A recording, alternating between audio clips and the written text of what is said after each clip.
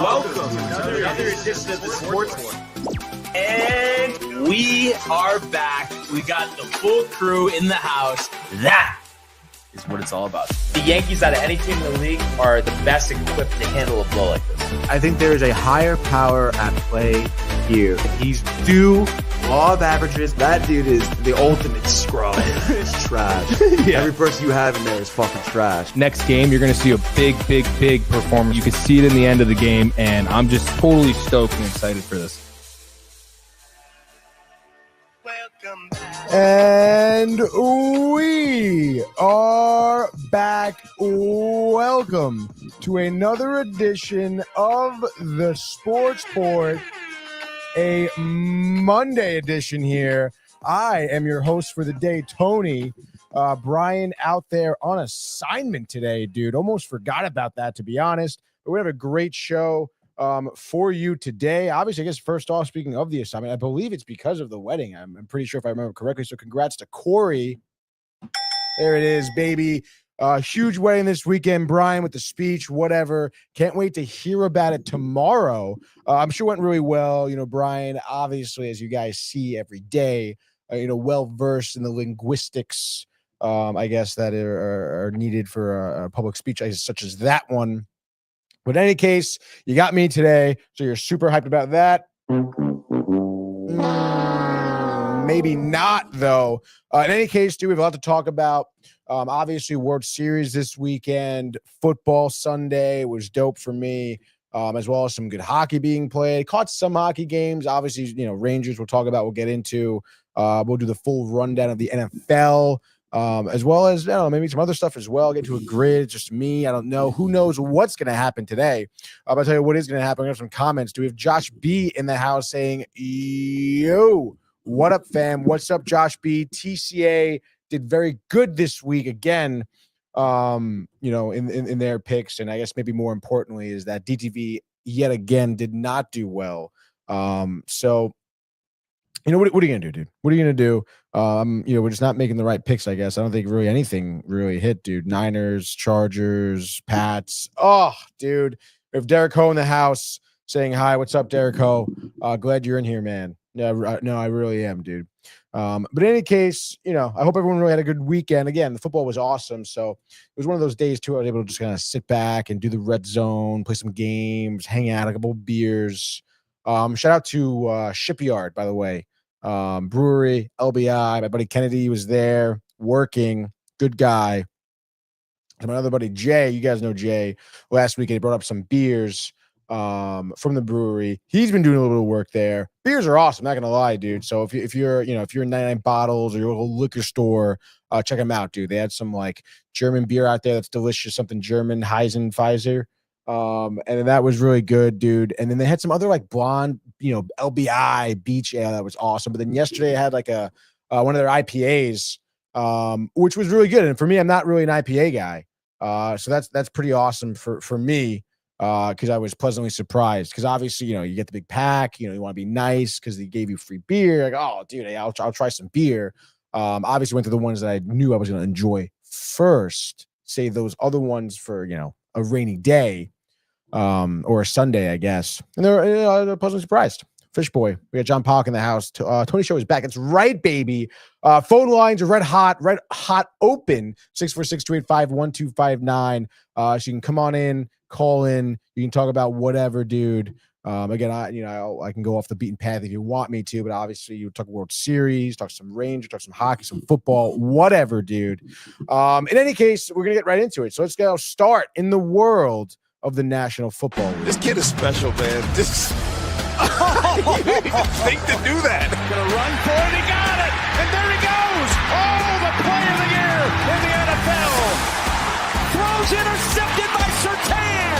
Nobody's going to catch him. Jones to the end zone. Touchdown. Quincy Williams leveling Murray. There he goes. Jamar Chase. Not yet. Touchdown Bengals. Stafford. Williams. What a hit by Budda Baker. Budda Baker just saved the touchdown. Right, and you know the deal. This episode is brought to you by Velvet Llama. premium canned cocktails crafted by NYC bartenders with a playful spirit. Enjoy their award-winning espresso martini with Italian espresso and chocolate notes, the crisp Moscow Mule with Nigerian ginger, or the spicy margarita with organic agave and jalapeno. These ready-to-drink treats are made with the finest ingredients. Grab yours at velvetlama.com and ride that smooth wave into Velvet Llama. And yes, if you were wondering, I did have one this weekend. I had a spicy marg in the fridge, okay, from, whenever ago. So that kind of like capped off my night of drinking, which again, I didn't really drink a lot last night. But again, I had 3 like tall boy, like IPAs. So it was pretty solid. And then before dinner, had the Velvet Llama, obviously the alcohol, the spicy jalapeno got me right good and ready for dinner, which was awesome. Sorry, Dad texted me tickets. Guess came in the mail. I don't know. But yeah, it doesn't really matter. In any case, Velvet Llama, good time. Check them out, dude. You know what else was a good time? Was week 9, dude, of the NFL. Can't believe it. 9. 9. Okay, dude. And we'll be capping off week 9 tonight. So, stay tuned. All right. In any case, Bears Bengals was our first game that we had started off here.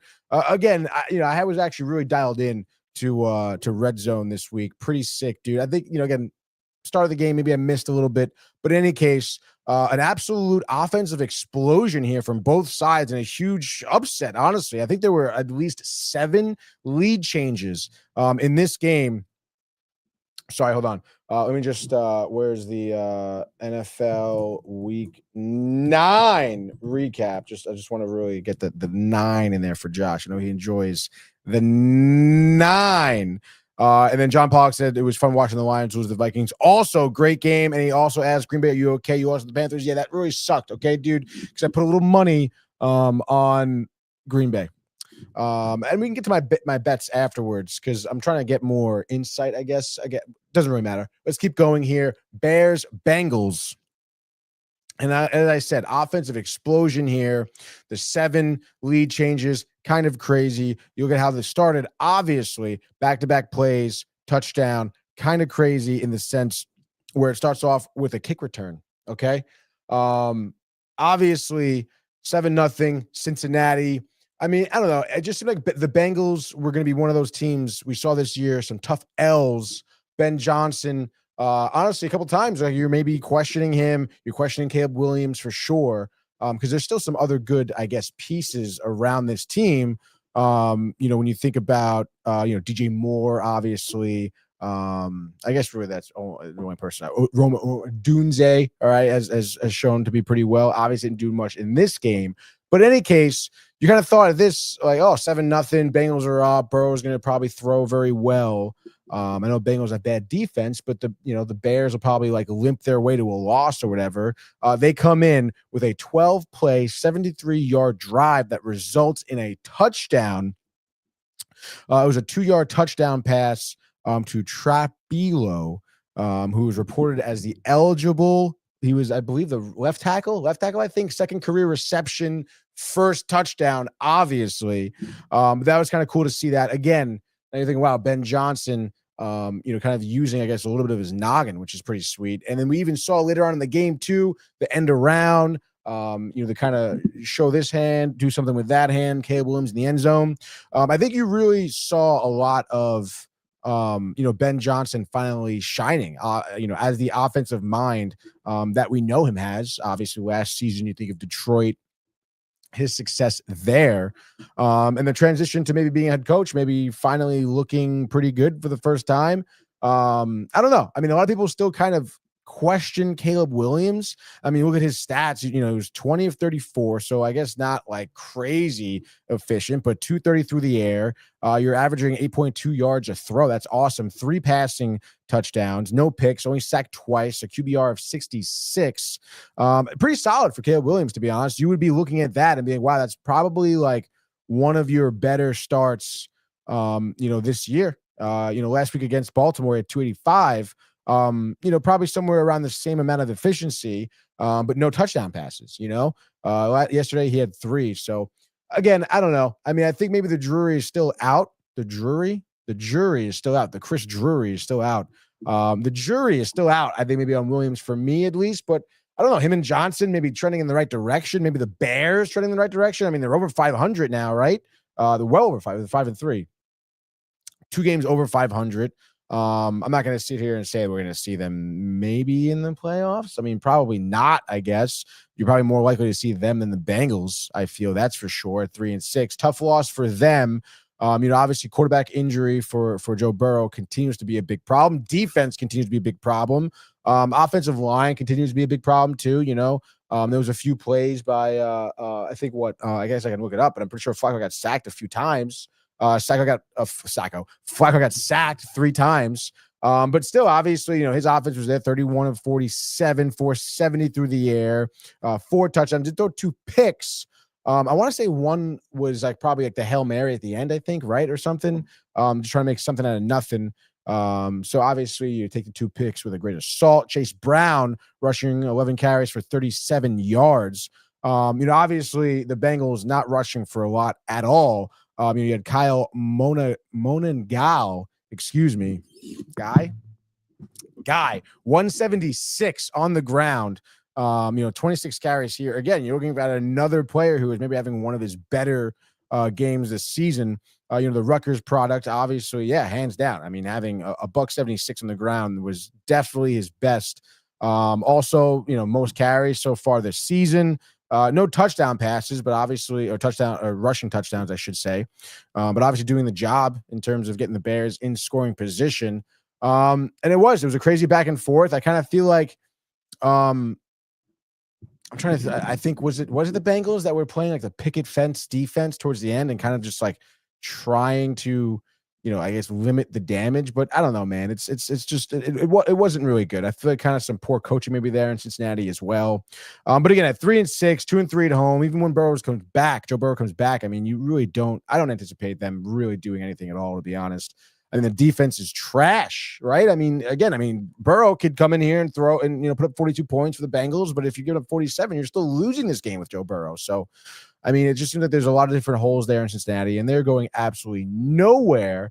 I mentioned the Bears in terms of playoff contention at 5-3. Obviously, the tie with Detroit now could be on a little bit of a skid. We'll get to them. But clearly, even though the Packers may be on a skid as well, I mean, you imagine Packers kind of bounce back there in the North. In any case, where did I have the Bears schedule? Here we go. Bears schedule. They are facing off against the Giants next week. It looks like, right? They're going to be home to the Giants and on the road against the Vikings, home to the Steelers after that. So I don't know. I mean, those next 4 games, Eagles, they're in Philadelphia after that one. So I don't know. I mean, the Bears, maybe they go 2-2 in the next 4, right? Which would put them at 7-5. Which again, I mean, in this division, I mean, you never know right now. I mean, I guess Packers, as mentioned, maybe they'll bounce back next week. But I mean, I don't know. They suffered, quite a few injuries this week too. And I think they're kind of, busting at the seams a little bit, but we'll see what happens. Speaking of that division, Vikings-Lions, our next game here, where the Vikings did take down the Lions 27-24. Which is pretty wild. We have a couple comments here. Brian Barnaby in the house. Good morning, America. I know Brian, dude, a little tight. Probably is not here. The field goal, 68 yards. Cam Little. But obviously, Kev's Cowboys. Lock of the night, he says. I guess against the Cardinals Monday night. We'll see. He says, Vladdy learned a valuable lesson. Brian, happy with that. My mother in the house. Hi, fellas. Good morning, Mom. Kev Deuce says, love that Bears pick. Yes, definitely. TCA did pick pretty well. What else did they pick? They picked Seattle and Denver, too. In any case, we're talking Detroit Lions, Minnesota Vikings here. JJ McCarthy getting the dub here for the Vikings in his first game back. Pretty solid, I guess. 14 of 25, 143 through the air, 2 touchdowns and a pick. Sacked 5 times, a QBR of 54.5. Again, as I guess as much as you could expect from JJ McCarthy. coming back from the injury, what we've seen from him even earlier on too. I mean, I guess this is, what you can expect, I guess, to get. I mean, he didn't really kill it, but he doesn't really necessarily kill the Vikings. Obviously, with the dub here, Jordan Addison leading the team in receiving yards with 48. Right there, though, Justin Jefferson, he had 6 receptions for 47 yards and a receiving touchdown. Hawkinson had a receiving touchdown of his own as well. I mentioned, not JJ McCarthy, but the rushing game, dude. Aaron Jones, 9 carries for 78 yards. McCarthy did run one in on his own as well. So as a team, they ran for 142. Jordan Mason and Jones, were a good little tandem there, kind of splitting the bill there. Speaking of splitting the bill, Detroit kind of bottled up in the rushing yard there themselves, right? 20 carries for only 65 yards. Gibbs and Montgomery kind of sharing the load there as well. Goff, I guess, was all right. I mean, 25 of 37, 284 through the air, 2 touchdowns, a QBR of 44.4. Not the most efficient, taking 5 sacks too. Some of them were kind of bad. I feel like, Goff could have done a better job in getting the ball out. But when he did, I guess he did find some success. I mean, they did throw 184 yards through the air. Sam Laporta being the main guy there. Nice touchdown reception. That was for, I guess, one of his 6 receptions for 97 yards. I'm on Ross St. Brown, which I did not, I think, because I know he was down, injured, whatever. I don't know how many, if there was any updates here. Why the Lions feared injury was serious. It kind of seemed like it wasn't, I guess. Scare, Andrew could return a crucial Vikings matchup. Yeah, he did return. Yeah, I thought so. He's fine. That guy's a dog. But in any case, Montgomery had that tough fumble, I think, in the second quarter.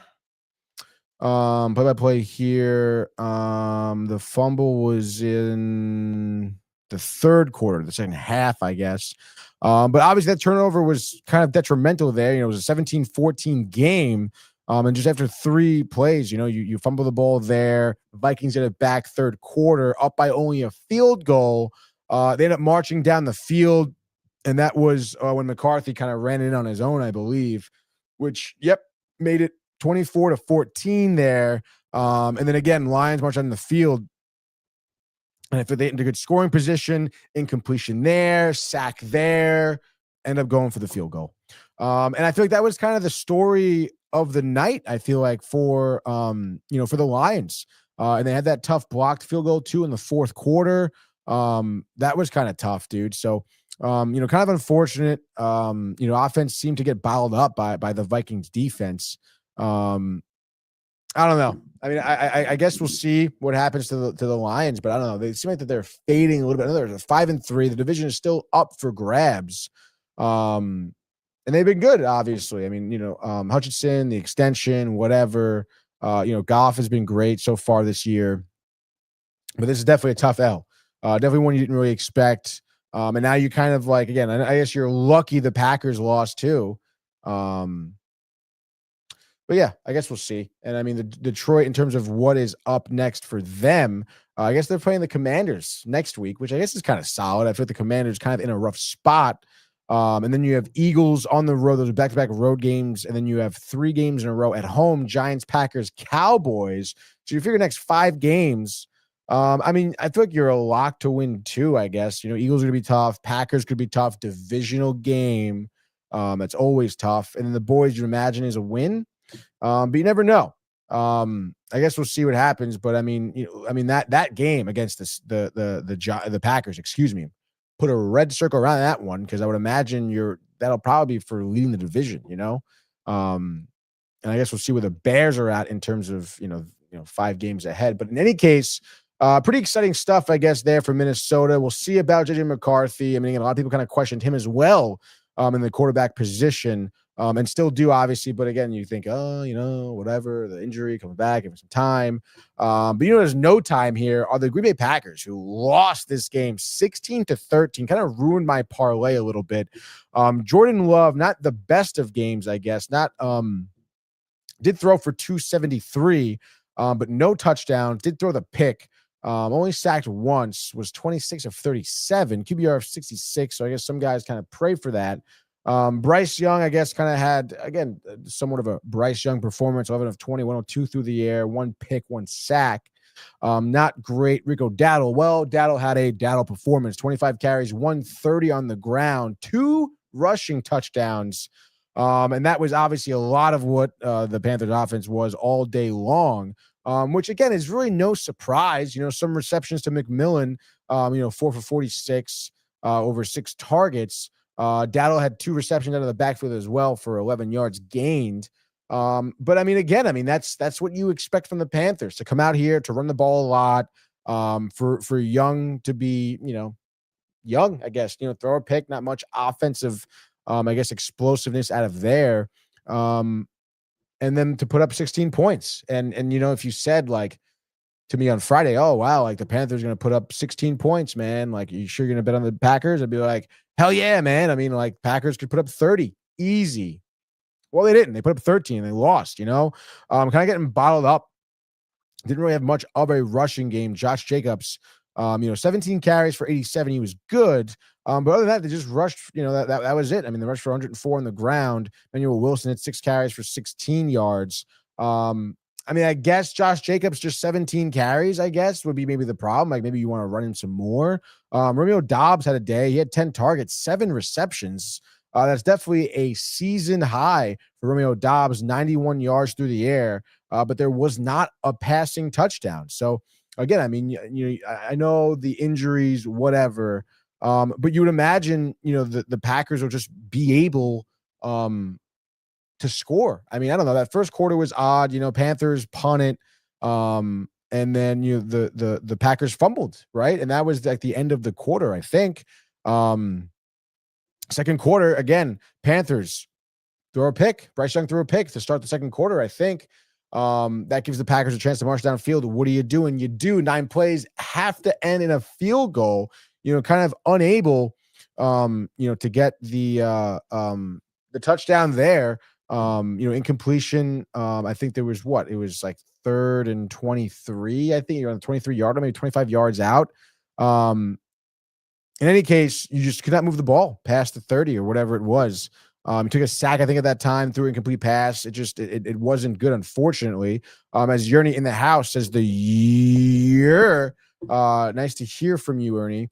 Kev Dew, he says, I'm in fuego, he says. Fuck the Cowboys. Brian Barnaby also, by the way, says Aubrey will hit it from 80 this decade. Probably. It was interesting to hear them talk about, the progression of that, the field goal record, I forget the dude's name. Oh my God, they had it from like 73 to, until like 09, but in any case, it was cool that that record held for so long.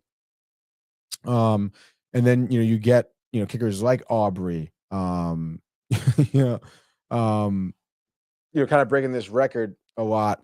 Justin Tucker, not to name a few names.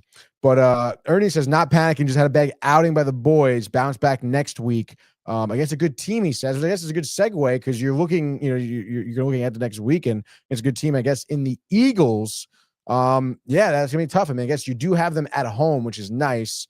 But then again, you just had the Panthers at home. So I guess we'll see. I mean, that was a tough first loss at home. I mean, I could see that. Packers bounce back next week. Again, the injuries are tough.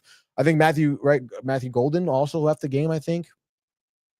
Which isn't brutal, but I mean, if Romeo Doubs is playing like he did, yesterday, I mean, that's going to be a huge asset for you. And you never know. I mean, if the defense can step up and, I guess stop the run of the Eagles and maybe, I don't know. I mean, I don't know, Ernie. I mean, do you think they should have ran more, the Packers, yesterday? I mean, only 17 carries?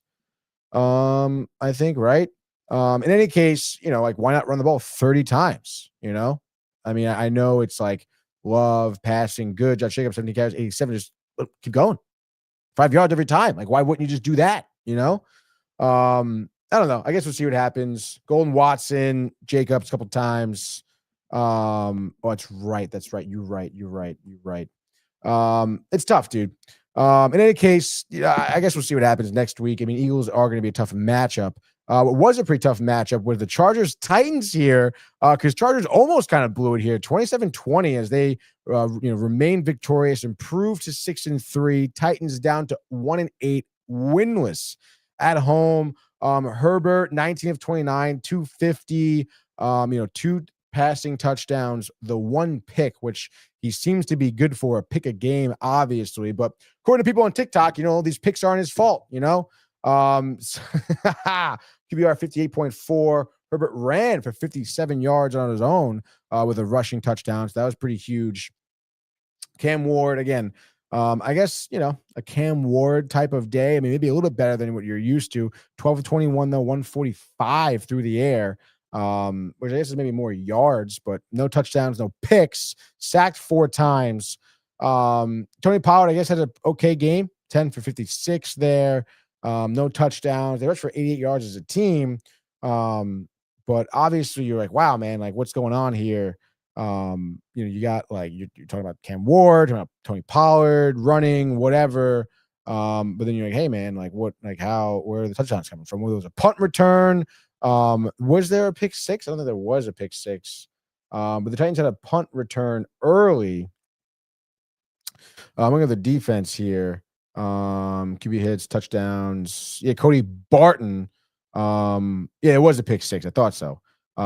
So kind of crazy, obviously that pick, special teams, almost like being the nail in the coffin there for the Chargers. And I feel like if the Chargers end up losing this game, the Titans, and Harbaugh would have threw a conniption after that pick 6 and the punt return. I mean, it's just like kind of crazy ways the Titans are scoring here.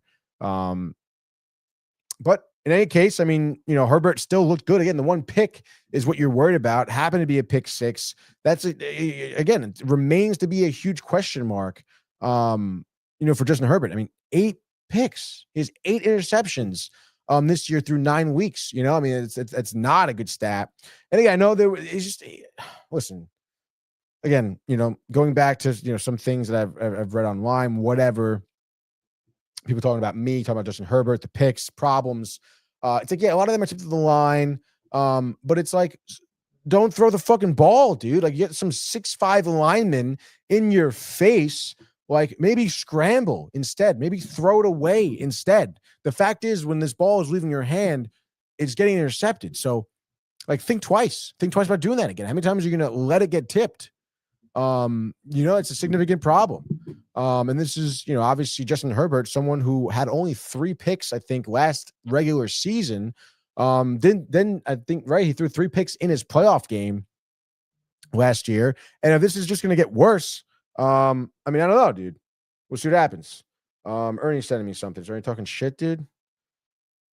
What do we got? Hooligans, whatever, some other fantasy league. What am I looking at? Jared Goff, 19 points. Patrick Mahomes, only 10 points. Puka Nacua, NFL scores. Oh, wow. He says belt to ass in fantasy. Scored 174, LOL. So you're boasting. You're boasting right now. Brock Bowers with 43 points is wild. We'll get to that. What a crazy game that was, too. Jacksonville ended up losing. I know the field goal. Whatever, though. What are we talking about? Oh, yeah, Justin Herbert. I mean, listen, it's just no excuse. Fucking 8 picks keeps happening. I don't want to fucking hear it. Oh, then do something different. Like, don't throw the ball. Run. As of, right now, I guess you're feeling pretty good if you are a Charger, I guess, though. I mean, you are 6-3. You're second in the AFC West. You got the Steelers.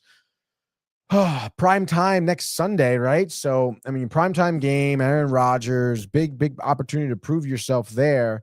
You improved to 7-3 after that game. I mean, you're on the road against the Jaguars, home against the Raiders.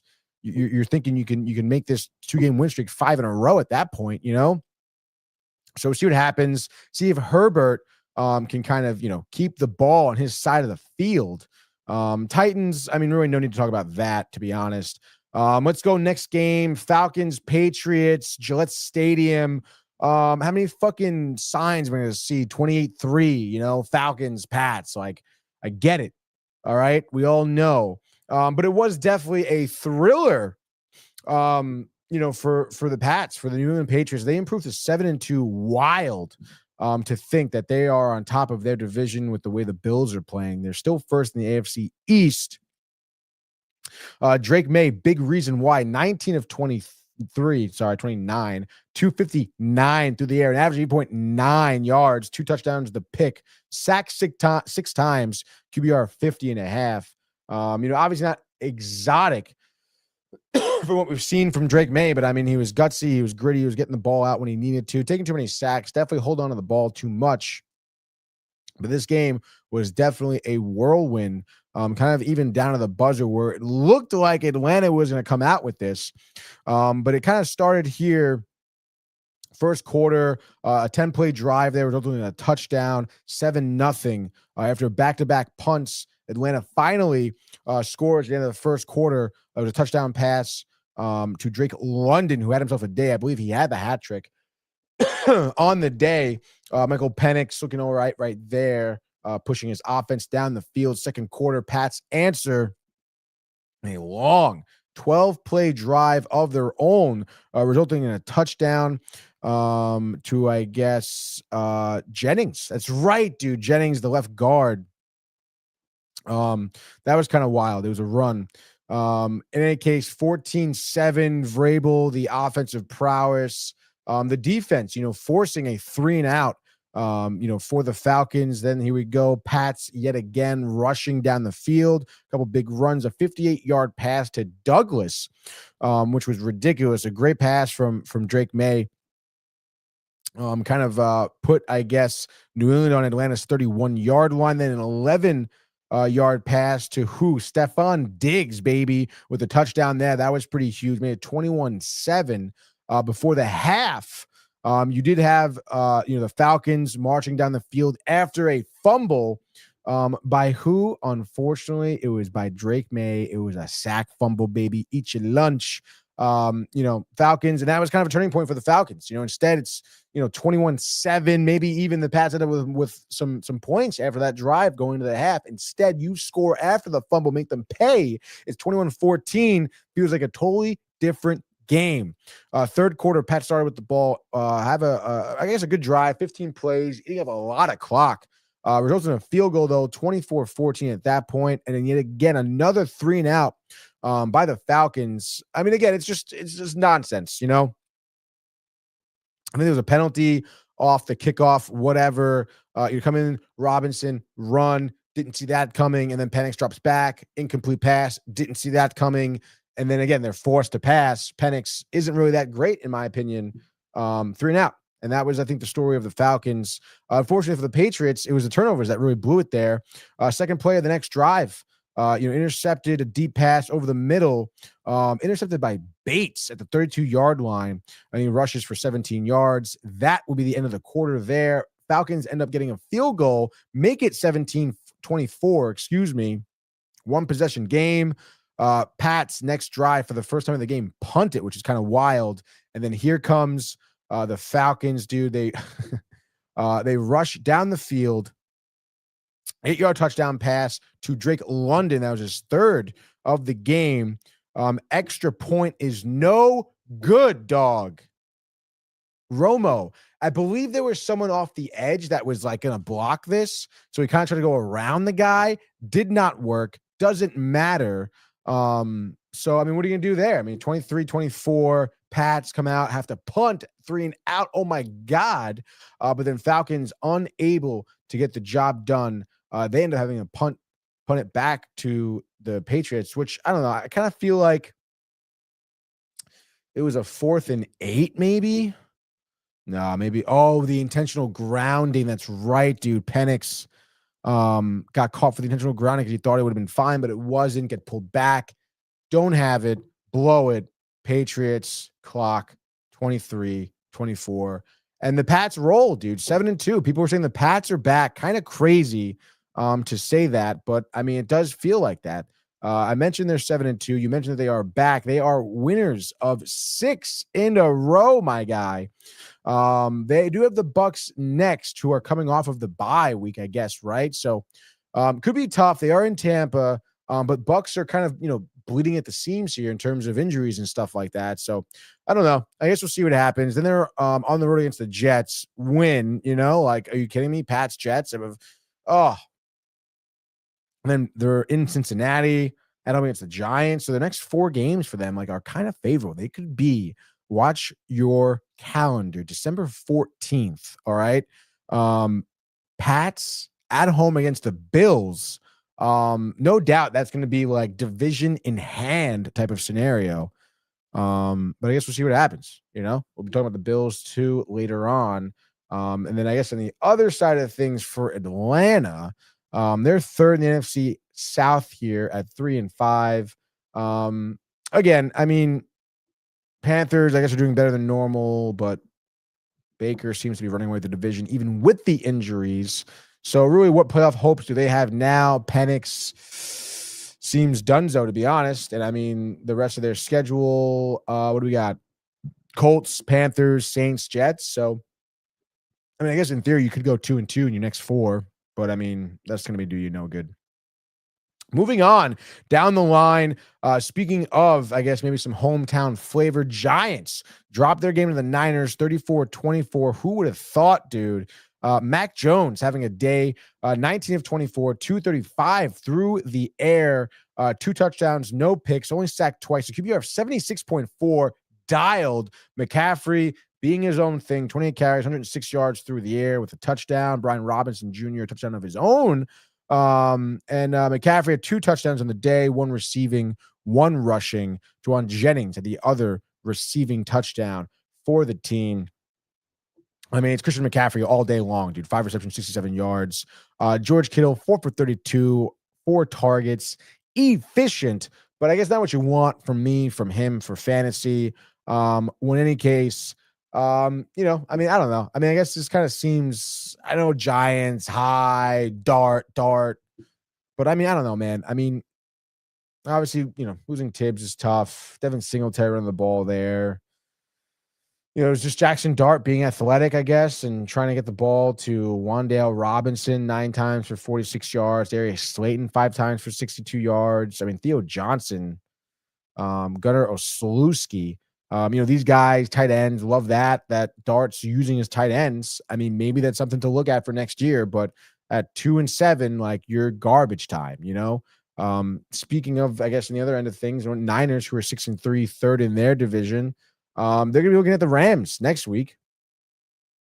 And I mean, that's going to be pretty huge because they're 6-2 and also in the division. So big divisional matchup there. And we'll talk about the Rams in a little bit. But after that, they have Cards, Panthers, Browns, Titans, and the season Colts, Bears. So, I mean, I don't know. The Niners, a little bit of a favorable schedule, I would imagine, which is kind of wild. Shanahan may be skimming by this season, getting some dubs, making the playoffs with the amount of injuries that he's had. I mean, what a testament to the team, to the depth, to the coaching, to the vibe, to the culture. Say every week, I feel. But keep your eye on that, I guess. Next game, as we continue down the line here, still plenty of games to go over. Colts drop a game to the Steelers, and boy, oh boy, Brian is probably tooting his own horn when he saw this one, dude. Because he was saying this, he was saying the one upset I could see this week, should have sprinkled a few shekels on this one if you knew it was good for you. Pittsburgh getting their 3rd win at home, 27-20 against the highest scoring team in the league in the Colts. They dropped to 7-2. Obviously, division, no problems, whatever. But I feel like exactly what Brian said. You saw some steel curtain defense, out of the Steelers bottling up Taylor, who was just held to 45 yards over 14 carries, no touchdowns for him. Daniel Jones was dropping back 50 times, only for 31 completions there. 342 though through the air, 3 picks though. He was all over the place, or should I say the Pittsburgh defense were 3 picks by 3 different players. Joey Porter Jr. had a pick. Keanu Benton had a pick. Sorry, I was looking at sacks. I'm such an idiot. Interceptions. That's what Joey Porter did have a pick. I was like, the second guy, I was like, I don't know. Sure. Jack Sawyer had a pick. Peyton Wilson also with the pick. So 3 picks for Daniel Jones, high for the season. And he was sacked 5 times as well. So a lot of guys in his face, a lot of pressure. Secondary for the Steelers was really good. Speaking of that, The receiving yards, unfortunately were there. I mentioned the 342 for Jones, Alec Pierce, Michael Pittman. These are guys that were killing it for my fantasy teams. Josh Downs, Tyler Warren, and Taylor out of the backfield were helpful as ancillary choices. But when that running game wasn't getting going, I mean, it was just diabolical, I guess. I don't know. I mean, maybe this is a little bit of a hole. I mean, they had 3 fumbles as well, right? Was it 3 fumbles for the Colts? I think there were 2 sack fumbles. Josh Downs fumbled once for a loss too. Yeah, dude. Pittsburgh had 3 fumble recoveries. There were 6 turnovers by the Colts. I mean, that was just getting absolutely stronghold there, dude. So, but again, you would imagine Colts bounce back. Steelers looking at a 5-3 spot. Excuse me. In their division, which would put them at the top. Because obviously Ravens bad, Bengals bad, Browns bad. So kind of crazy that we could be seeing Aaron Rodgers in a Pittsburgh uniform in the playoffs, and who knows what he could do once he's there, On the other end, I mentioned Colts. Obviously, it doesn't really change much for them, this loss, because they're still first in the South. Whatever next week, Falcons, which you would imagine is a dub, then on the road, Arrowhead Chiefs. So we'll see what happens there. But you would still imagine Daniel Jones, whatever, bad game or bad sign, people are saying.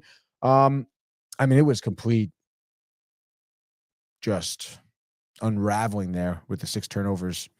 A lot of turnovers by Jones too. But again, I mean, there was still so much good there, Again, I mean, through the air, his passes were there. They had to do a better job in defending and protecting him, I feel. Speaking of the protection, Bo Nix and the Broncos improved to 7-2 after they routed the Texans in this nail-biter, 18-15, low scoring. Denver coming back in the fourth quarter, scoring 11 unanswered points. Bo Nix, not great, 18 of 35, 173 through the air, 2 touchdowns and a pick, QBR 53, and a half. Not a lot, but getting the job done. He did get the job done on the ground a little bit, 36 yards on the ground as well. But J.K. Dobbins led the team in rushing, 61 yards, 15 carries, combining for 100 yards over 23 carries on the ground. Obviously, big thing here. C.J. Stroud, the hit, the concussion, possibly concussed, probably concussed, it says here. So you imagine some protocol there for Stroud. Not at all, what the Texans needed at this point in the season, at this point in C.J. Stroud's career, at this point for the Texans in general. So kind of tough, dude. Not going to lie. You hate to see that, the injuries that Houston has gone through. But you know what? Nonetheless, dude, Denver Broncos, 7-2. They are in control of their division, obviously 7-2 in the West. Chargers knocking on the back door. Chiefs, I don't know, man. I mean, that we'll get to their loss against the Bills, but whatever, dude. Broncos may be winning this division if, Chargers keep handing the ball over the way that they're doing. Skimming by, dude. I guess we'll see. But it does, set up a good end of the season. But in any case, good for the Broncos, good for Bo Nix. Bo Nix, just getting by here. We'll take it, We'll take it. Next week, Raiders they're playing, then the Chiefs and the Commanders and the Raiders again. So next 4 games, you beat the Raiders twice. You can beat the Chiefs. Who knows, dude? So we'll see what happens. Could be, kind of running away with the division there. Speaking of running away with it, the Jags just skimming by in overtime here against the Raiders, 30-29. Kind of crazy, not going to lie, what went down in overtime. I think some bad coaching, to be honest, but kind of crazy. Obviously, this game, you look at the scoring, high, Jags winning by a point in overtime. Kind of crazy. How did we even get there, dude? I guess let me tell you how. Because look at the play-by-play here. First quarter, there was no scoring, which is kind of wild. This game was 6-3 at half. It looks like, yeah, which is wild. Second quarter, I guess Lawrence did throw a pick though, right? To start, but it doesn't really matter because there's still no scoring. No scoring until the end of the second quarter, until you had a 13-play drive by the Raiders, resulting in a touchdown, which is pretty interesting because this is again where it starts. Geno Smith passed to Bowers, first of the day, 7-yard reception, great extra point by Carlson. no good. Okay. So it's 6-0 at that point. Jaguars, field goal, 6-3, whatever. Third quarter now at this point, 6-3 going to the half. Third quarter, Geno, pick. Always due for one, dude. It was a bad pick. To know what he was doing. But defense steps up, I guess. Trevor Lawrence making the job done. I think lost a yard in a pass. Made some little, dink and dunk play sort of deal, but getting nowhere. Had to go for a field goal. Cam Little, 33 yards. Good. 6-6. Bang. And then there we go. Raiders come down now. Third quarter, 6-9. Field goal. Bang. Fourth quarter, this is where things get kind of crazy because it's 6-9 going to the fourth quarter. You have the Jags coming in here, 13 yards. Sorry, hold on. The field goal, I kind of glazed over the field goal there, 68 yards, kind of crazy. Could have went 70. I think everyone's saying that. But Cam Little, congrats, doing the fucking 68 field goal. Yes, Angelo said 68-yard field goal. Holy shit. It was pretty impressive. I mean, it's always dope. Brian says it all the time, and he's right about it. Like the long distance field goal, seeing what these guys could do. And just like the pressure that's just all on these guys, when you think about it. I mean, obviously everyone has to do their job and block and stuff like that.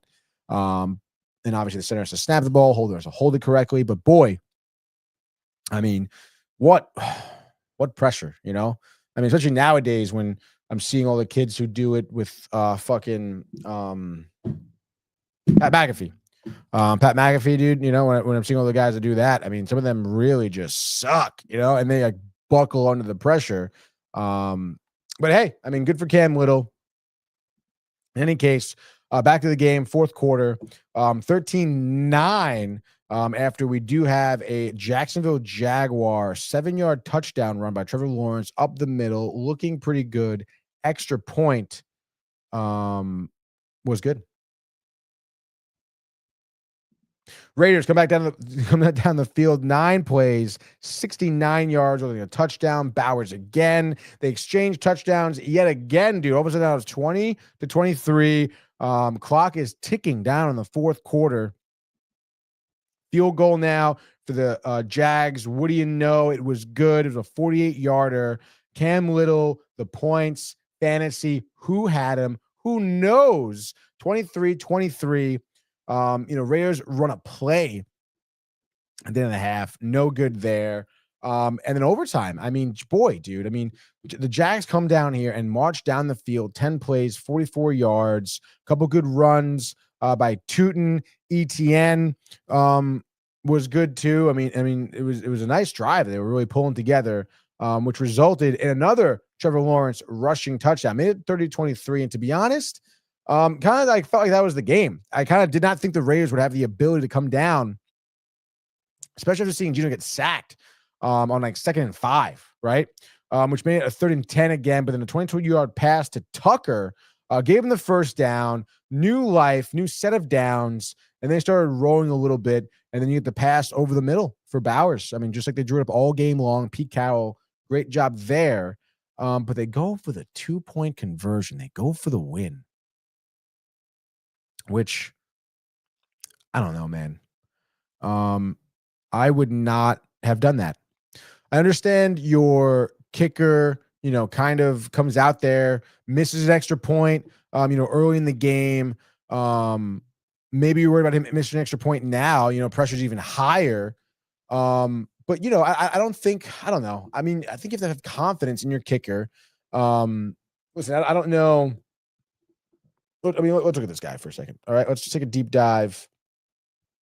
Let's go to the box score, because I'm speaking so much right now. Kicking. Daniel Carlson. All right, extra points, 2 for 3 on the day. Extra point percentage is 90%, I guess, but he hasn't missed one.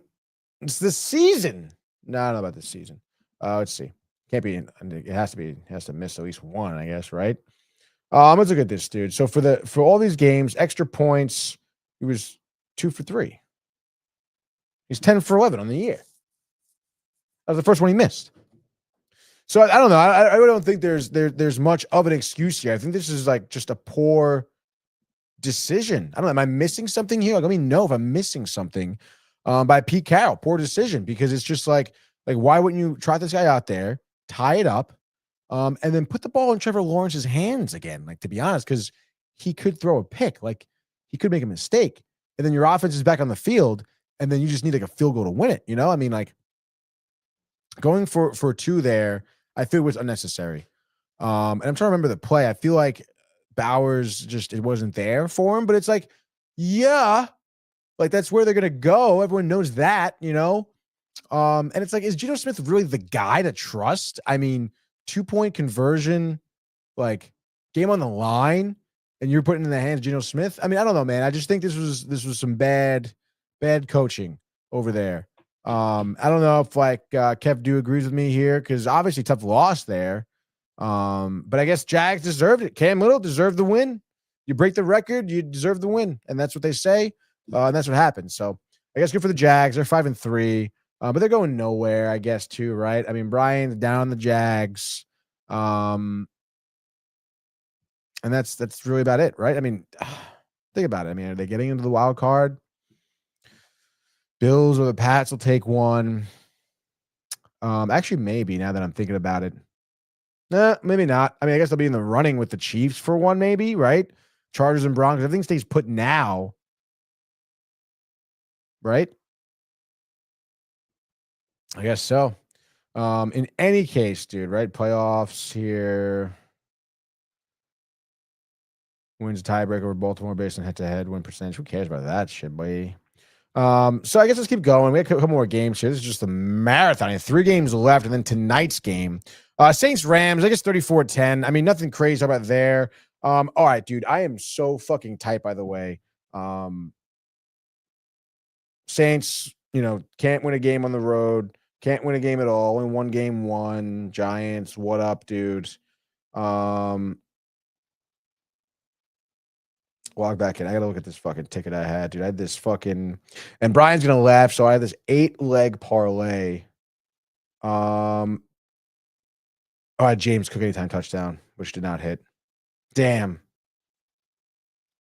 It was a $10 wager at 400, dude. And oh my God, guys, it was so close. I had Rams money line, Williams, Nakua anytime touchdowns, Niners money line, Patriots money line, Genty anytime touchdown. And I had Cook anytime touchdown and Packers money line. Oh, fuck.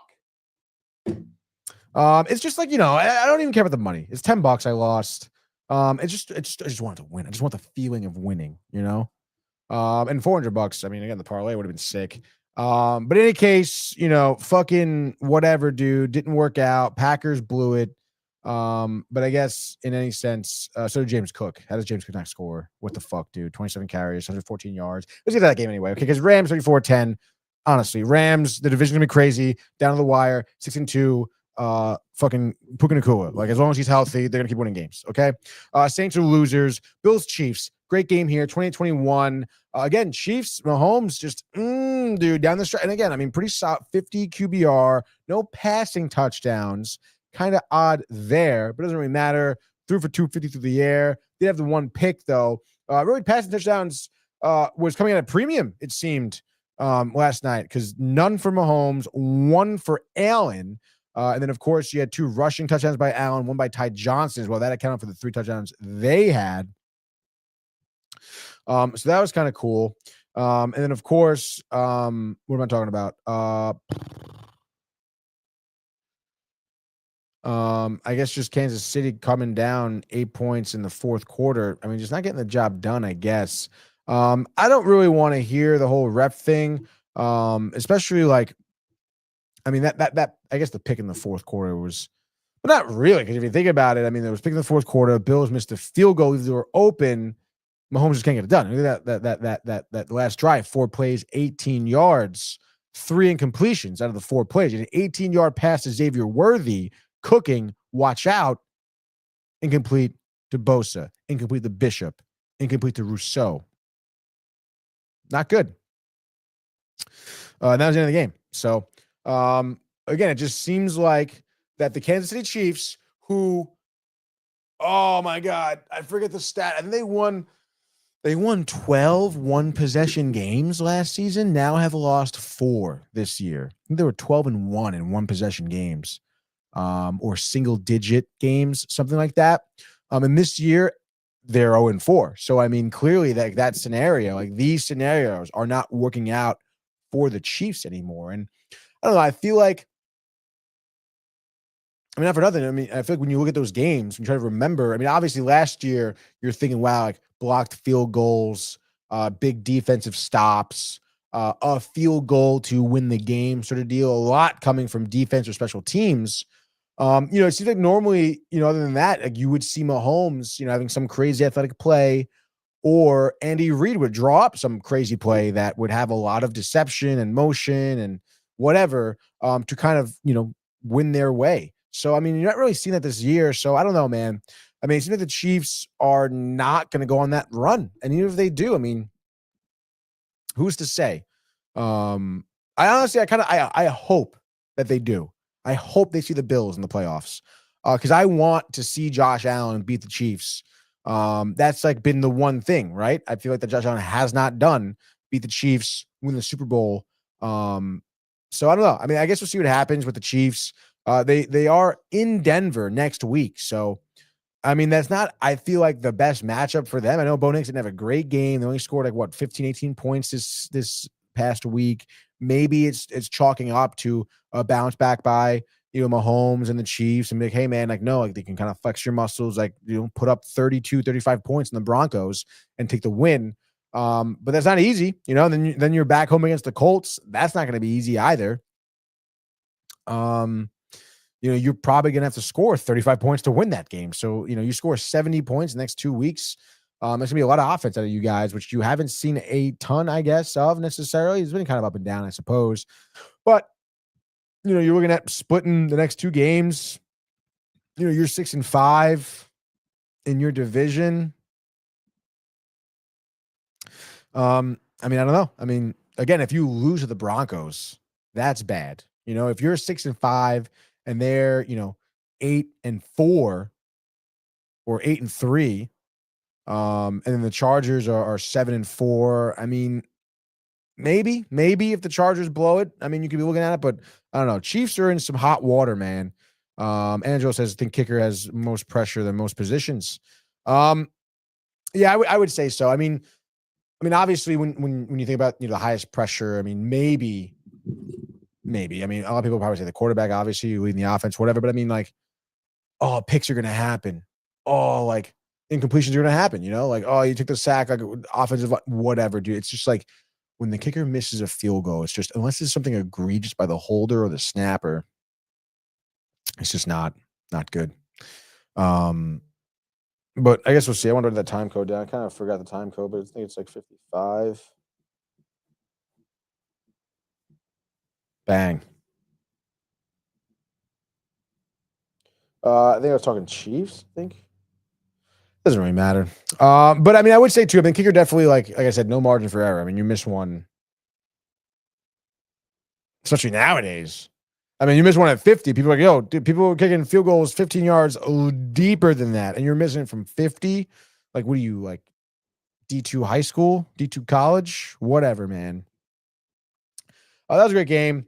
I mentioned who the Chiefs have next. The Bills, who are obviously looking to knock on the door of the Patriots, are playing the Dolphins next week. Then they're back home against the Bucks, and then you're on the road against Texans, Steelers. I mean, you're thinking 3 out of 4, to be honest. I don't think you're splitting those next 4 games there. I mean, you think Dolphins win, Texans win, Bucks win, Steelers win, to be honest, right? I mean, fuck. But I guess we'll see what happens there. But obviously Bills, Pats aren't, a shoo-in to win the division yet, I don't think, even though their schedule we said was favorable. And now we go prime time, Seahawks 38-14. I mean, this was turn it off at halftime for me, to be honest, dude, because at halftime it was 31-7. And I was like, yeah. Okay, thank you, dude. Sam Darnold. Putting the ball exactly where it needed to be here. 21 of 24. I think he was 12 of 12 in the first half. He was perfect in the first half. Sam Darnold. or 16 of 16 or 12, whatever it was. But he was 21 of 24 on the through the air, 330 yards there, 4 touchdowns, just the one pick, a QBR of 97.8. And now, again, I mean, this is a guy who a lot of people have been talking about, Sam Darnold last season, but he's already got over 2,000 yards. He's got the 3rd best QBR in the league right now. Top 10 quarterback in terms of passing touchdowns. Obviously, you see the connections he has with the receivers on Seattle. Really, everyone except Cooper Kupp, to be honest. Seems to be having a good year. But in any case, I think there's like a serious conversation now as the Seahawks, who improved to 6-2. And take a look at their division. I know the Rams and the Niners are all 6-win teams, and just like it was, I guess, last season, it's probably going to come down to the last week of the season. But it's gonna be crazy that probably one of these teams will be knocked out. But I really hope it's not Sam Darnold. I mean, talk about a guy who's really reinventing himself for kind of the second time of his career, if you think about it, because the Vikings, he kind of reinvented himself. They didn't want him anymore. They believed in McCarthy, so. Now he's with Seattle, and he's, reinventing himself yet again. So I think there's a lot to talk about in terms of, Sam Darnold's resilience and obviously just overall improvement through the years as a quarterback in the NFL. But I mean, by God, I think the Seahawks could make, playoff contention and potentially make a splash in the playoffs. I mean, Kenneth Walker continues to look good, 42 yards, not bad, good. Charbonnet, we know about the tandem there is good. And Jackson Smith and Jigba, 8 receptions, 129 yards through the air, over 9 targets. I mean, that's exactly what you want. And again, the efficiency, you're not looking at huge numbers in terms of receptions and targets. But what do you know? Torrey Horton, 2 receiving touchdowns, 4 for 4 on the night. That's efficiency right there. I don't care who's getting there or how. It's like you're in the red zone. Yeah, throw it to Horton. He's open, you have to see that. On the other side of the Commanders, Daniels not efficient. 16 of 22, 1 pick, no touchdowns. Ran for $157 as a team on the ground. Daniels contributing 51 of those yards. Chris Rodriguez Jr. and Croxy Merritt splitting the bill there in terms of the rest of the rushing, but I don't know. I mean, just the passing wasn't there. 150 yards through the air. Zach Ertz leading the team, 4 receptions, 46 yards. Debo leading the team in receptions for 5, but only 41 yards. Yeah, nothing crazy, but get down in the red zone. I mean, they lost the fumble, I think, earlier on. And like Daniels was maybe sacked 3 times, 4 times for a loss of 20 yards. Obviously, that one pick he threw too. Not great. Yeah, I guess, I don't know. I guess Washington just didn't really have that snap, and they're down to 3-6 now. I think there's some questions about Daniels, Swamp, maybe, the team in general. But yeah, Seattle rolling undefeated on the road. Good for them. And you look at the rest of their schedule there. They're playing the Cards next week. Probably another loss for them after tonight, right? Am I right? Then that game against the Rams 2 weeks from now, 11-16, dude. Mark that in your calendar. It's gonna be a good one. That is for sure. Oh man, I mean, there's just so much talking, right? I mean, but in any case, dude, Monday Night Football, we got it, dude. Frenzy. Strike up the music, dog. Hold on, I'm gonna get this time code down. An hour into the game.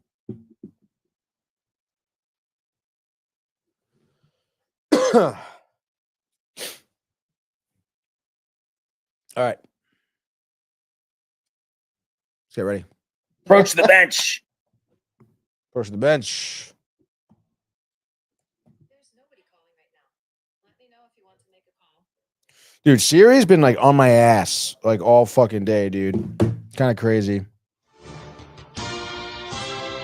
All right, people.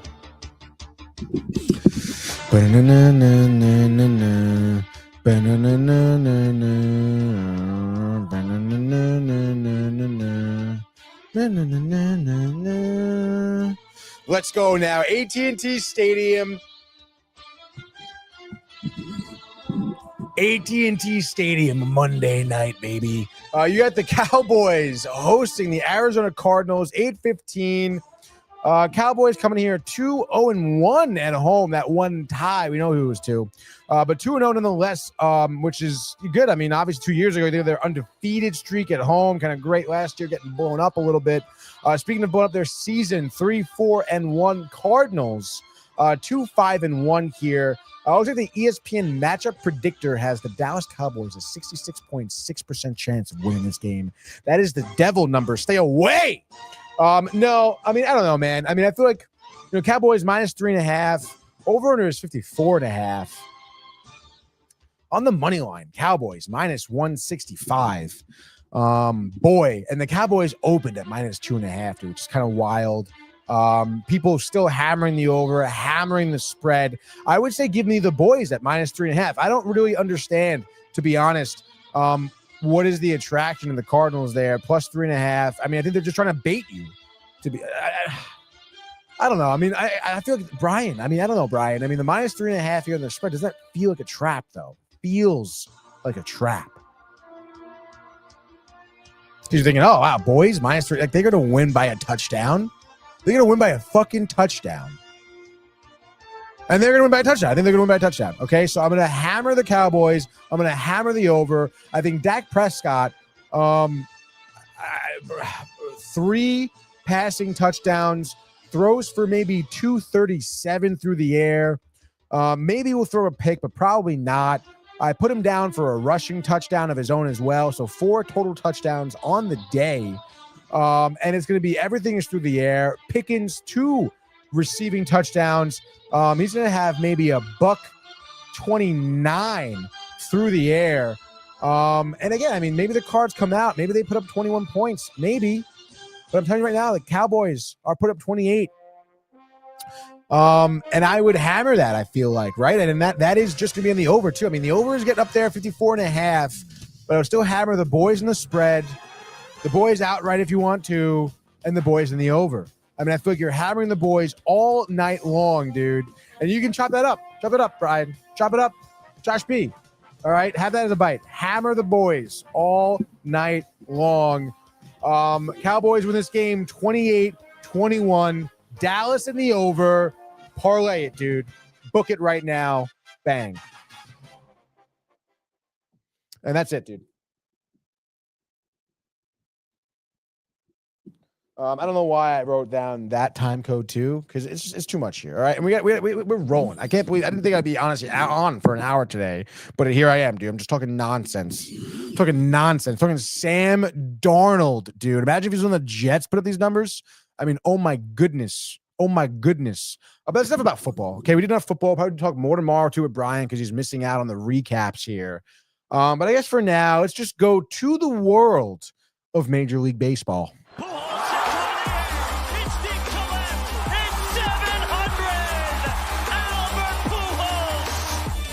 What a play! Stop it! Yep. And Alonso cracks one of the Mets win the ball game. Out of sight. And it works at 100 miles an hour. 14 strikeout.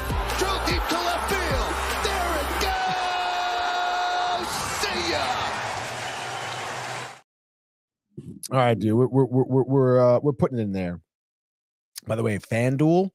I get the Cowboys at -3, which is interesting. But yeah, hammer that.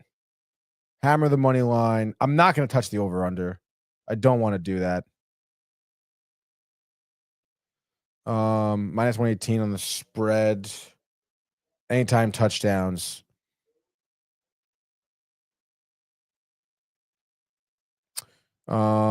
Let's see all too. Let's see what we got. I don't want to go too crazy here, dude. Dak Prescott +750. Man, now I'm like thinking like Cardinals defense. I know we're in the world of baseball, but now like we're talking defense, dude.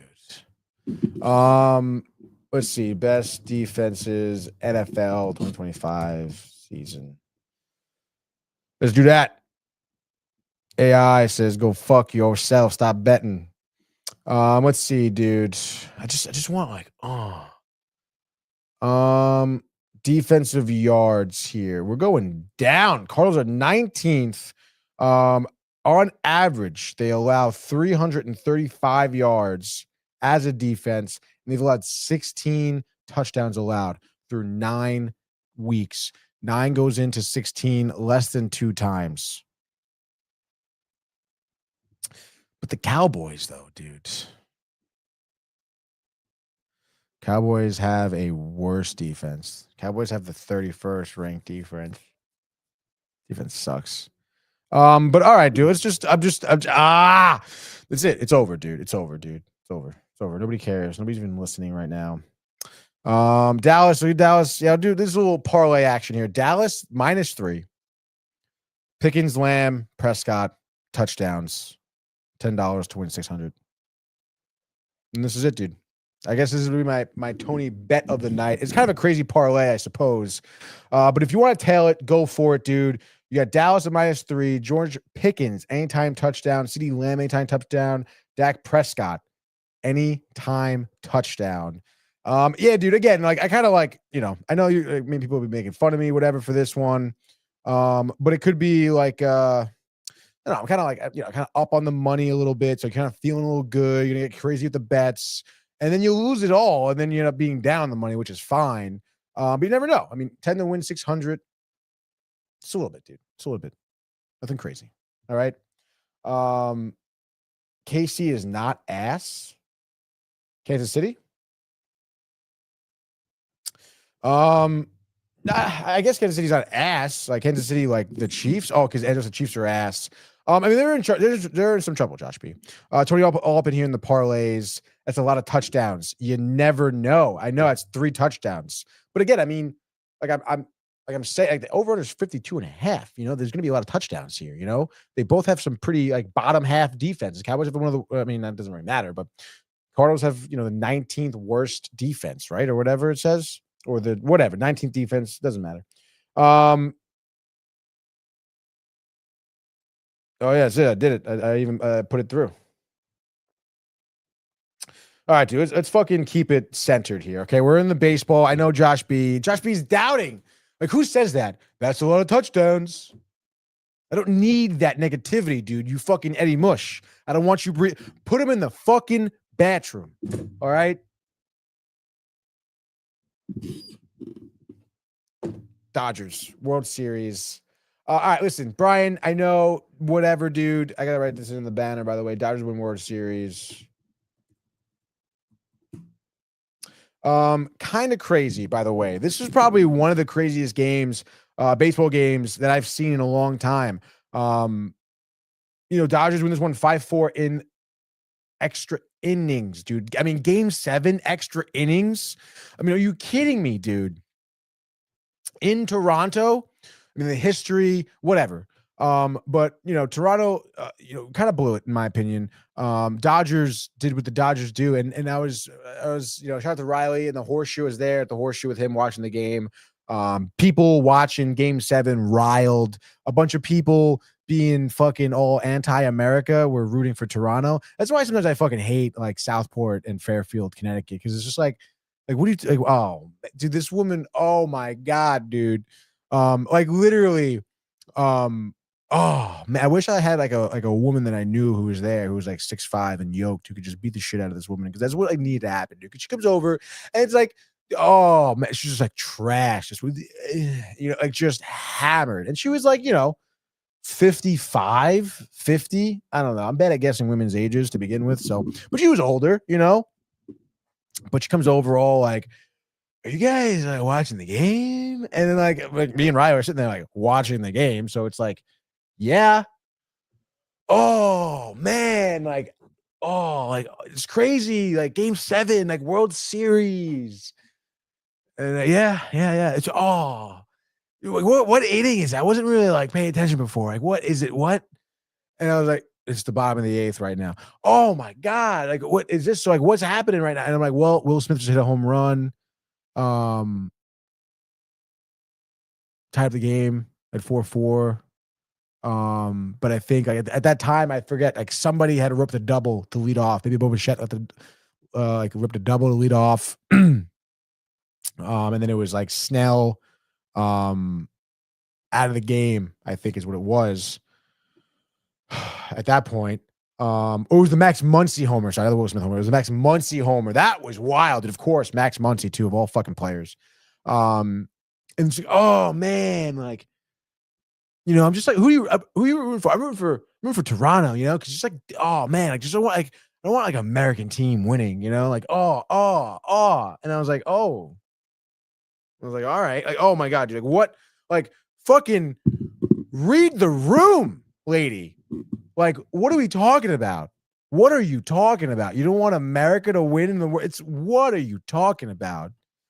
Oh, and then she started going on about, oh yeah, and it was, oh, and then what really got me pissed off is because, like, you know, then she, you know, I was just dealing with it. Like, she was talking some baseball. She had some knowledge, you know, that it was existing and going baseball going on, so whatever.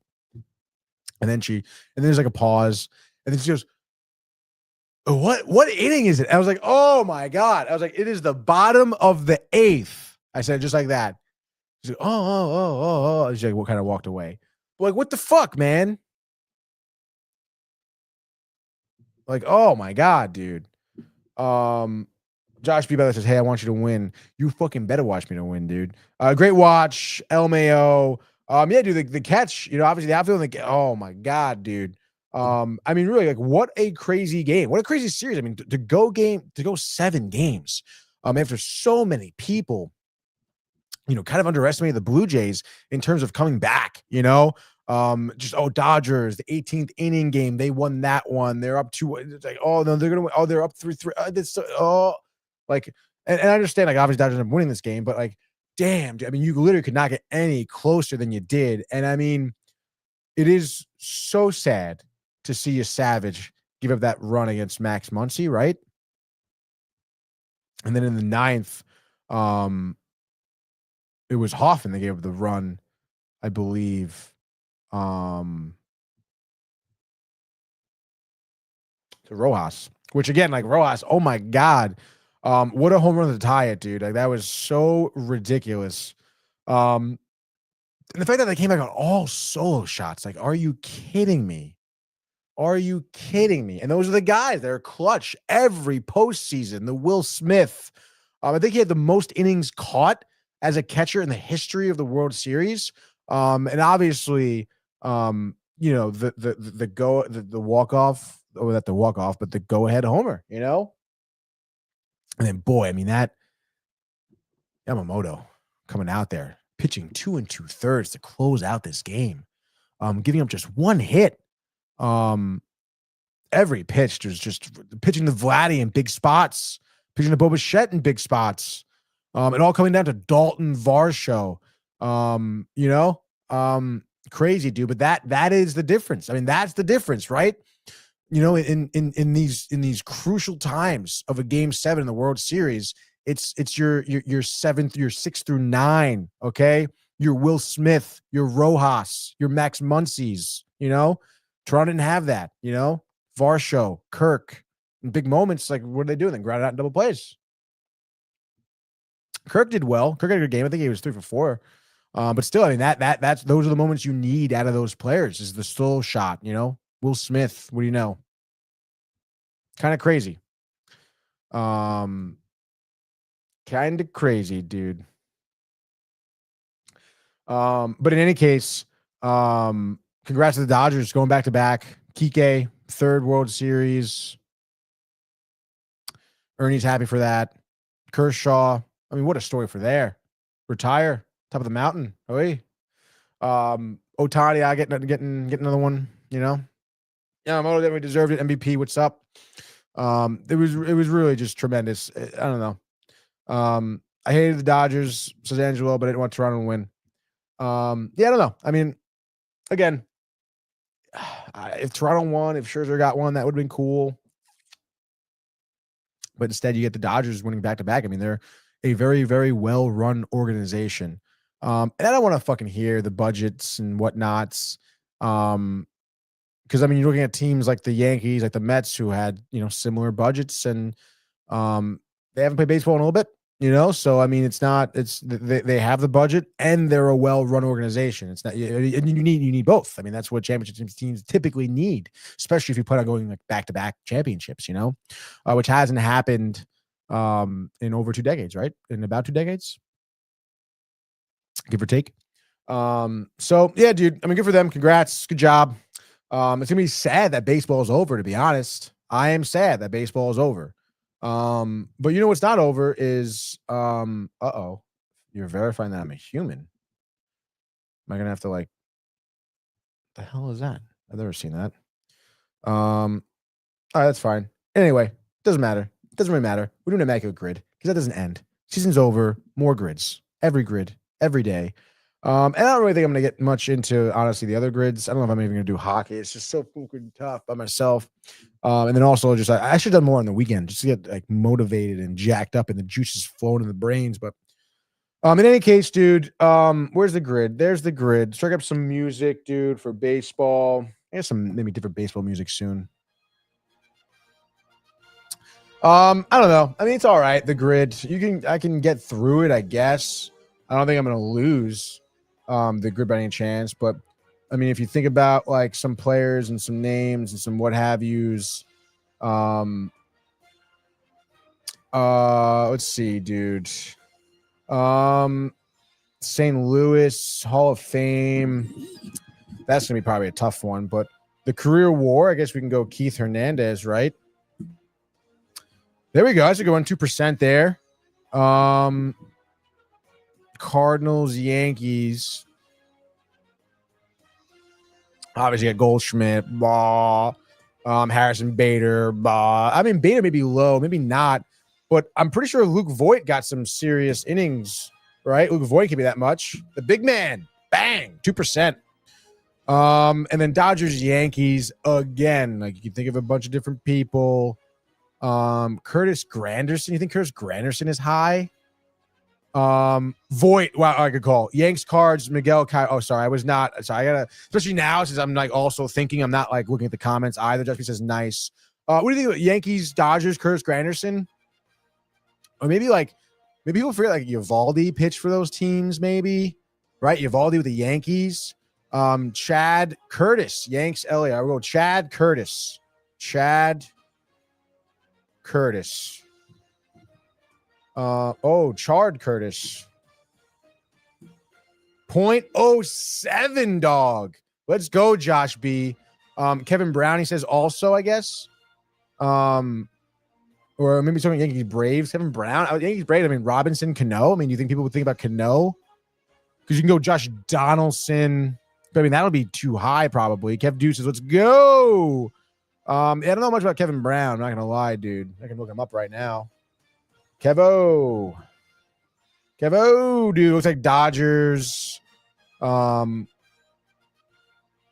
at the Georgia Institute of Technology. Kevin Brown here, 6-time All-Star, won the 97 World Series.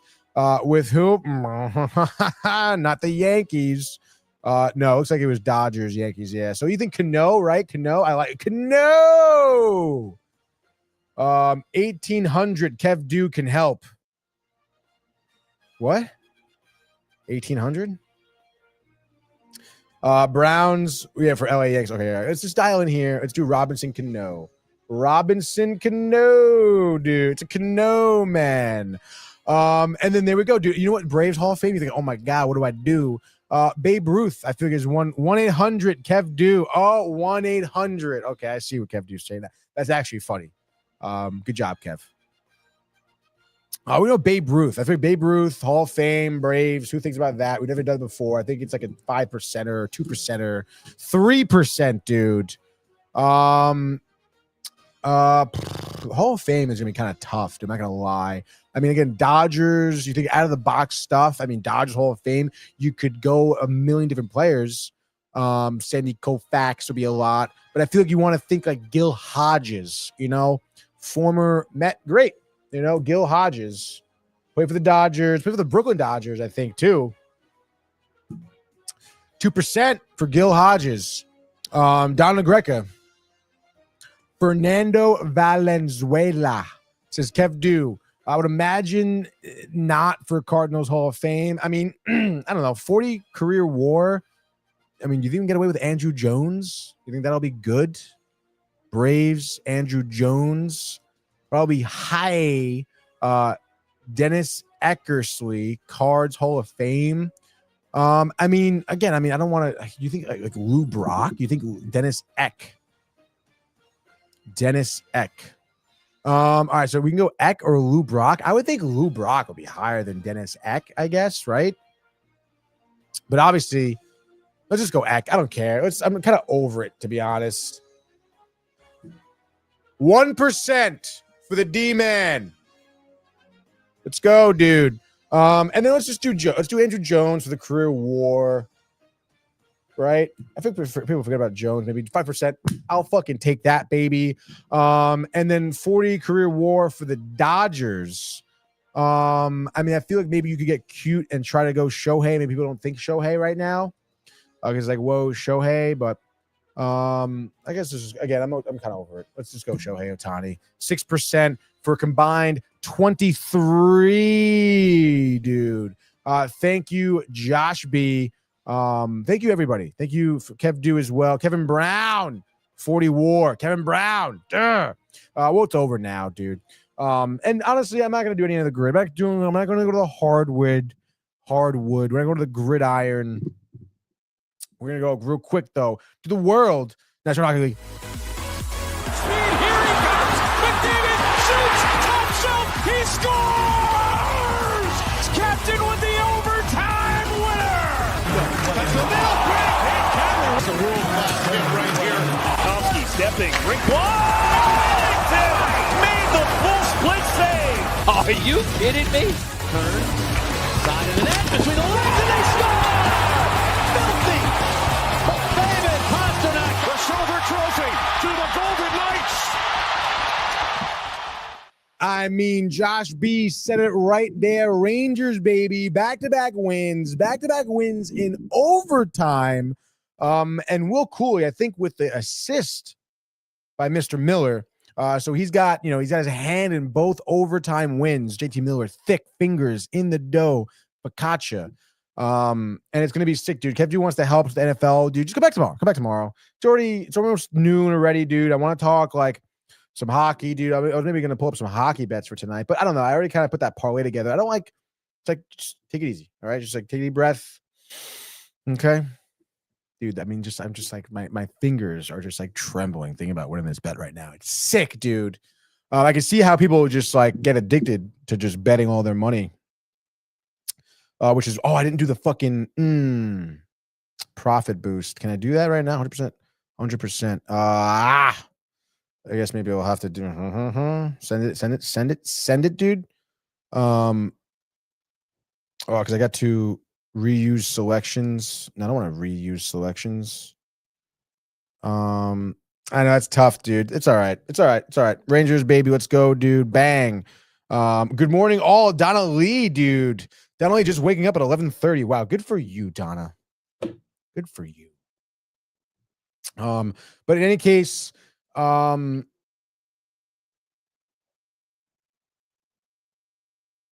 don't know what any case is anymore, to be honest. Oh, Rangers is what I was talking about. Share bet. No. I realized I had because FanDuel gives you like those profit boosts, which I'm again like FanDuel. Good job, like kind of pulling you in. But I have this boost for 100% profit boost. So I don't know. It's okay. I got it and I got to use it in the next 3 hours. Actually, it says 3.5 hours. So, I kind of placed that bet. Should have done 100% profit boost, but it doesn't matter because now we can just look at hockey, and look at our games today, and just kind of pick a team and be like, yo, 100% profit boost. Maybe even a little bit of a parlay. Who knows? But I don't know. I want to stay away from the parlays. I don't mind the Rangers plus money against the Hurricanes right now. Rangers are hot, the $25 on the Rangers. See, that's what it is. See, bet 2 units, $20. Don Lee says, I wish had a doctor's appointment. Josh B is copying. I don't know what the paste in the chat. What? Hi, Donna. He says, hi, Josh. Donna says. That's great. But in any case, dude, Rangers with a big win over the weekend in overtime against the Kraken Saturday night, baby. I mentioned Will Cooley with the goal and an assist, the overtime winner. Brodzinski with the assist as well early in the game. I mentioned JT with the assist in the OT winner. Lafreniere also with the assist. Vladislav Gavrikov with his first goal this season as a Ranger. Love that. 2 assists by Foxy. Also love that. And you're thinking, wow, like that's the 3 goals right there. Noah Laba, that's his first goal also. So you love that. The young guys getting involved. Some of the off-season acquisitions, getting the job done. And that was great, dude. There was definitely some other hockey thing I wanted to mention over the weekend that was like, this is good. This is good. Bruins, by the way, 2-1 over the Canes. Dude, I mean, the Canes going down right now. Let's look at the Hurricanes. I mean, I mentioned today we already might as well get into the frenzy action, dude. Oh, fuck, dude. Rangers are off. They're playing the Hurricanes tomorrow. We got a fucking 4-game set tonight, dude. Penguins over the Leafs, Oilers, Blues, Canucks, Predators, Blackhawks, Kraken. So I don't know, man. I mean, you know me. I like to take some value. I mean, the Chicago Blackhawks at plus 130. Seattle hasn't lost in regulation at home yet.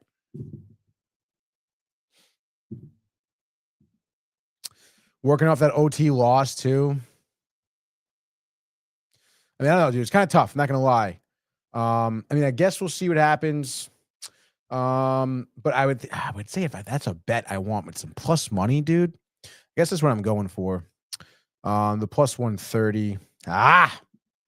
To tail your bet, LOL. Law of average, question mark? Oh, he wants to tail the hockey bet? Is that what you want, dude? All right. Oh, yeah. Pressure's on. Pressure is on, dude. Pressure is on. All right, dude. All right. I mean, I guess we just do a fucking frenzy at this point, right? It's just, I'm like not really sure what's going to happen, but we're going to do a little frenzy here. Let's freaking go, dude. I'm going to pick one game. Okay, so there's 4 games tonight. And you're thinking, wow, like Penguins hot, like plus 155, which is awesome. Against the Maple Leafs, but I don't really love that, dude. I'm not gonna lie. Hello, Renee. Thank you, Renee. How's it going? Good morning. I don't know, man. I would say to keep it safe, stick with the Maple Leafs there. I know the Maple Leafs, you know, the Columbus was looking mighty good against the Maple Leafs. But they did beat the Flyers. Winnipeg just beat the Penguins. I don't want to press my luck here with the Pens. But it's also like, hey, man, like whoever fucking bets on the Maple Leafs ever. I would say give me the Blackhawks over the Kraken. I mean, let's go. Let's dive right in here. You know, Connor Bedard, obviously leading the team here, 15 points on the season. You love that. And then obviously Donato, also a great player who I feel like is due to have a breakout game. All right. I'm telling you right now, I'm not going to give you any player bets. I'm going to bet this game probably just straight up, just to make sure I get the dub because I have confidence in this team, dude. Ryan Donato, 8 points on the season, 6 goals, 2 assists. Okay. His last goal was 2 games ago in a win against Ottawa, 7-3. Since then, he's had no goals, no assists. He is due. If you want to do the player prop, anytime goal scorer, that's fine by me. Blackhawks working on back-to-back losses to Winnipeg and Edmonton, going through it with those last 2 games. Overtime loss to Edmonton 3-2 over the weekend. They're due for the win here. I believe that. And I know Kraken working on back-to-back losses at home. Montreal, Rangers, Kraken are not good, okay? And their first loss this season coming tonight in regulation at home. Blackhawks are taking this one. I'm telling you right now. Give me Bedard with a goal, Donato with a goal as well. Spencer Knight, who, the Connecticut's very own Spencer Knight, okay? So some CT flavor coming in this game. Obviously, the OT loss the other night, not good. 3 goals given up. I would say bounce back here. I mean, it's pretty solid, I guess, in the year. 913 save percentage. No shutouts. I'm not saying a shutout. I'm sure there'll be a goal scored. But I say Blackhawks take this game. I'm going to say Blackhawks are the unders, what I would say. A 3-2 victory by Chicago. Kraken stay home crying. Blackhawks feeling good about themselves. And we win some money. Let's go, baby. That is your NHL bet of the night, sponsored by the Hirsch Law Firm. And I'm going to put that bet down right now. I'm going to put it down. I'm going to go 2 units, okay, on the Blackhawks. So I'm going to bet. This is full disclosure here, all right? I'm not this guy. I don't believe whatever. We're going to go. Can I get to the fucking page? It's always a tough day. I feel like FanDuel, the interface that I'm recognizing here is just not great, to be honest. So I'm going to come in here. There it is. NHL, Blackhawks. Give me the plus 126 on the money line. Okay, so the $20 bet will win me $25. But see, this is where we're going to go 100% profit boost because we believe in this. So that's kind of another reason why I'm doing it. So it's for me, it's 20 to win 50. Listen, if you want to parlay the under, go for it. If you want to parlay Donato, I can give you the odds in a second, but I'm placing that bet right now. $20 on the Blackhawks. Everybody knows it. Everybody sees it. All right. But I guess if you look at that game, let's see some prop bets. Period, player props, goals. All right. Connor Bedard is plus 200. Ryan Donato is plus 270. Jordan Eberle's good. Again, he'll probably be good for anytime goal scorer. Sure. Wow, this is crazy. Player to score 3+ more goals. Crazy. First period, anytime goal scorer. Connor Bedard, 700. That would be nice. And again, listen, if you don't have money, don't do it. All right. I'm playing with house money right now. You've been hot with the hockey, he says. But see, again, like your previous comment, law of average, Josh B. And see, this is the thing. I got to, listen, take it with a grain of salt. All right. But if you lose, it's not my fault. Josh B. I hope we win, buddy. And it's just Chicago too. I'm gonna be tuning in. The game, by the way, in Seattle, so it's gonna be a later game, 10 p.m. So it's like as you fall, there's nothing better than waking up in the morning, winning some money. All right. So good luck. Good luck, everybody, and good luck to you all. Okay, because that's it for the show. I'm fucking done. I'm tired. It's almost noon. We got shit to do. Josh B. Yeah. But I want to thank everyone. I want to thank everyone in here for tuning in. Crazy Monday show, in my opinion. A lot going on, dude. But I'm happy that you guys tuned in, that you listened to me. I hope you enjoyed it. If you're new here, please sub. If you've been a sub and you're enjoying our content, become a member. For just a few bucks a month, you can get some exclusive content, you get priority just by being a good person. Because we're good people, and then you'll be in the member of good people, and you can game with us on Wednesdays if you want to. This week we've talked about doing some kart and Nintendo with Josh B. So I think that's what we're gonna do with him. So that should be pretty sick, dude.